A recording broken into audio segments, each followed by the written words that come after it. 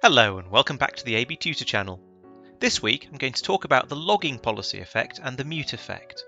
The former allows you to log what a client computer is being used for across various different categories: applications used, websites visited, print jobs and keystrokes. Each of these can be turned on or off independently in the policy, allowing you to configure it as appropriate for your site. Please be aware that logging websites will log all HTTP or HTTPS activity from the computer, including Windows' built-in telemetry. This means you will get a lot of data through, however you can export it to a CSV file and search through it or filter it further in Excel or another spreadsheet package. The application logging feature will show both applications opening and closing, allowing you to see how long it was being used for. This could help you tell the difference between something being opened by mistake compared to something being used for a longer period. Logging keystrokes will not create a new event for every single keystroke. They will be bundled up into chunks to make the log files easier to read. Once again, if exported, these can be easily searched through.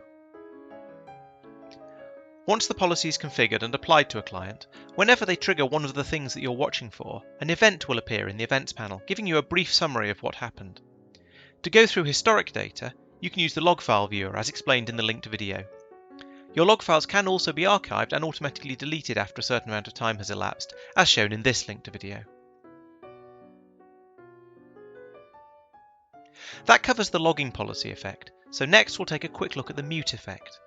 This is one of the rare effects that doesn't have its own tab in the policy options. It's so simple there just aren't any settings that need to be configured with it. If a policy with the mute effect is applied to a client, that client's volume will be held at 0 until the policy is removed.